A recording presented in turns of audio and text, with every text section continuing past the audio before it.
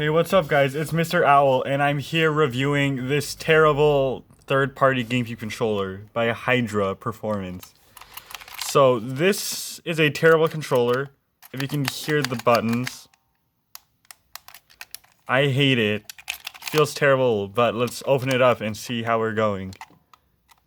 So, like on any other controller, there would be 6 screws on the back that you would have to take apart, but this uses a Phillips head screwdriver instead of a first-party tri-wing because this company is very cheap. Now, I'm just gonna take the time to open this up because I don't enjoy living anymore. This is what quarantine has brought me to.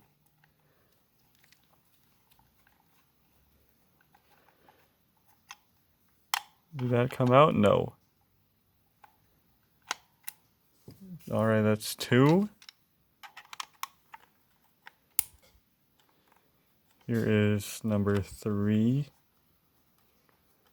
Now, I think I've had this controller in my house for upwards of 5 years at this point.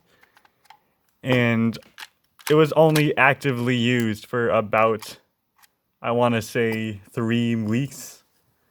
So it didn't last long.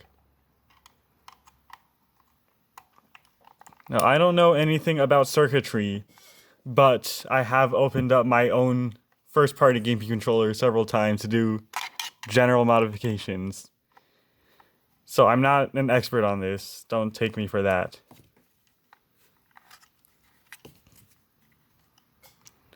Now, as we finish this up, I would like to point out that there is indeed an oblong circle to show the Nintendo logo on a standard controller. But this can't use the Nintendo logo since it's third party and that's illegal. So it's just there empty.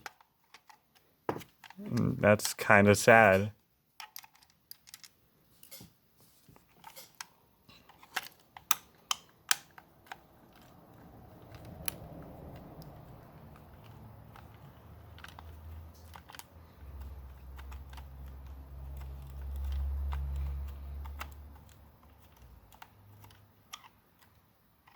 Now, let me get this last one out and we can take a look at this controller together. Because I have not opened up this controller before. And I'm kind of scared, actually. There we go. Now, for the great reveal.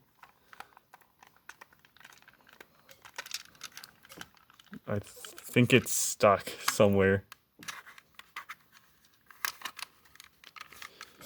Alright, and here we go. Oh boy. Now this does not resemble anything close to what I'm used to with my standard controller. And my favorite part of this is the wire, which does not even have, I don't know what you call it, but a way to physically plug it in. This rumble motor is super sad since it just rotates this right here. And okay, I guess this plastic housing does not stay in. Or maybe it does. Oh, only halfway. Let's take a look at the front. What's this circle here? UI. Oh, this controller was made to have a turbo and slow button on it, huh? As you can tell with these two right here. Now, I don't know what I'm really looking at here, but let's take the stick off and... Oh, God. What is this? Is that chalk?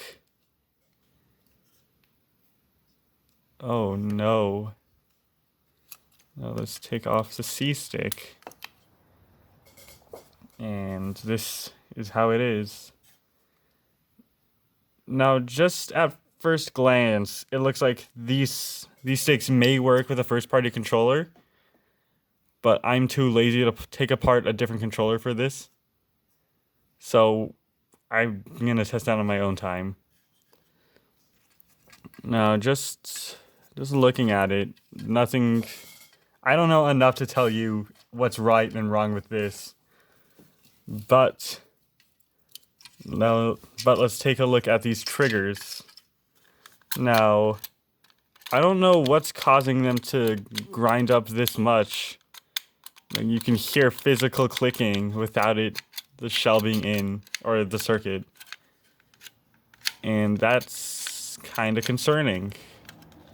There's nothing to physically house these, so the triggers are just put in themselves. And it looks like it's covered in, the entire controller is covered in some sort of chalk. And I hate that. These springs have a lot of tension compared to a standard controller, standard first-party GameCube. And these are not official triggers because doesn't seem like there's a good place to clip a trigger brace.